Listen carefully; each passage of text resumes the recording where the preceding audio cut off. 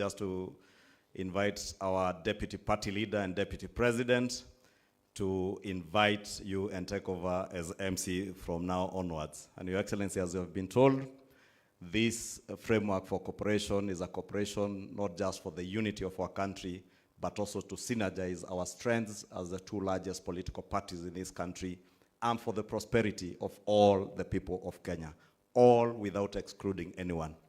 Thank you very much, and now my honor to invite the Deputy President, the other professor, Professor Kindiki, who for the record also attended the same school with the governor for Mombasa and the governor for Nairobi.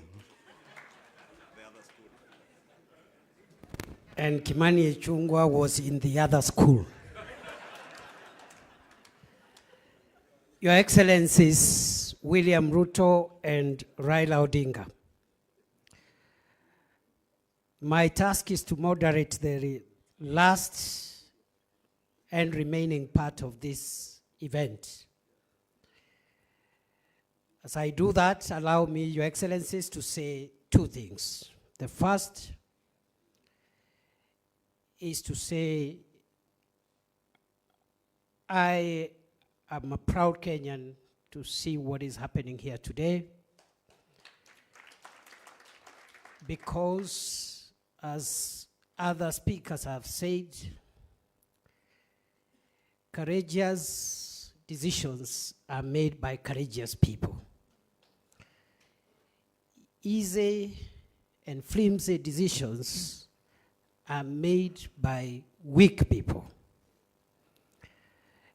And therefore, our coming here to witness this decision is a testament that the future of Kenya looks great, courtesy of the decisions that the two of you have made.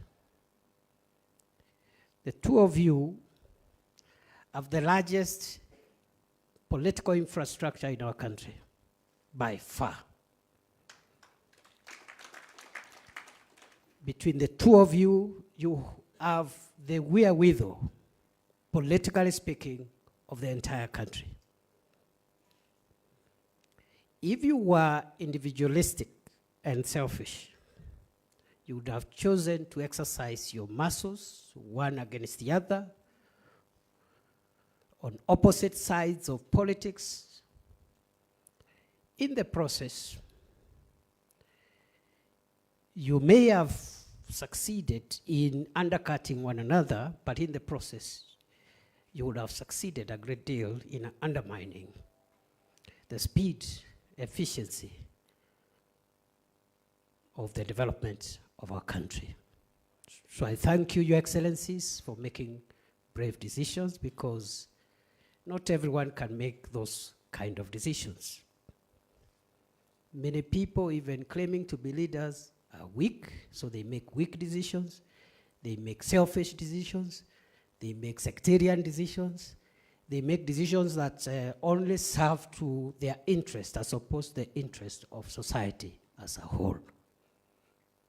And I dare say, Your Excellencies, that strong leaders think the nation. Weak leaders think division. Congratulations. The second and last point I want to make, Your Excellency, again, is the remarkable convergence of ideology that I see in the coming together of ODM and UDA. I have listened carefully to the joint script that was read by the two Secretary Generals, very carefully. In between, I can confirm, as a long-standing student of constitutional law, practice, and government, that between the two parties, because I could see the language from ODM, the language from UDA, the issues raised here, which we pray under your leadership jointly, you'll help us pursue them as a country. those issues will resolve the things that have held Kenya back all this long. And therefore, those who have spent time, years, decades investing in division, investing in negative ethnicity, investing in parochial and petty dreams, their journey has come to an end.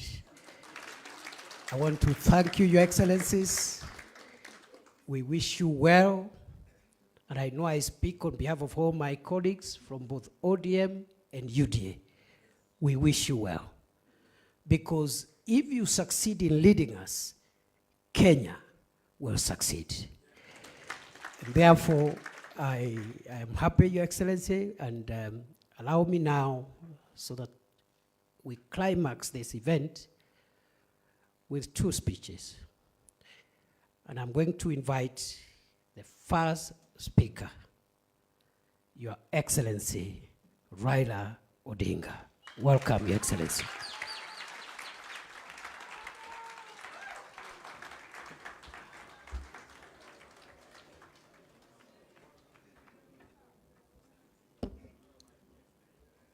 Hi. You may be seated. Thank you very much. Your Excellency, President William Ruto, who is also the party leader of UDA, leaders of the 2 political parties, ladies and gentlemen, I'm Jambo. The ODM people here. ODM. ODM. ODM. You see, wako tayari. Well, I'm very happy to stand before you here this morning to talk to you after a long period of absence.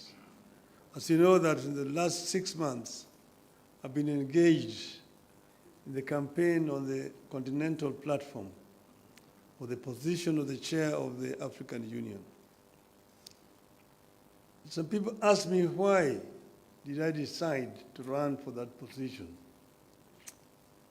And I say that I was approached by senior leaders on the continent who, when they saw that that position was becoming vacant, they needed somebody with a Pan-Africanist ideology to go and try to set that movement in the right path so that it can achieve the objectives for which the founding fathers formed it.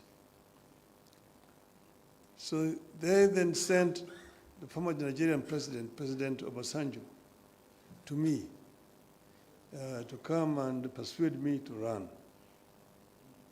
And after a lot of soul searching, I made a decision. And some of you will have seen me with President Obasanjo on my side when I announced that I was going to run for the position of African Union chair. I did not expect to be supported by the Kenya government. But out of blues, President Ruto announced that he will support my candidature. I thought this is a better way to get rid of him. Good riddance. I would say that, irrespective of the motives, he actually was genuine because he followed that announcement by giving full support to my candidature. As you know, you cannot run for the chair of African Union without being sponsored by your home government. You cannot just sit somewhere there and say, Mimi ni Professor Kindiki, I want to be a chairman of African Union. You will not even be seen. Your name must be presented by a government official through the embassy of Kenya in Addis Ababa.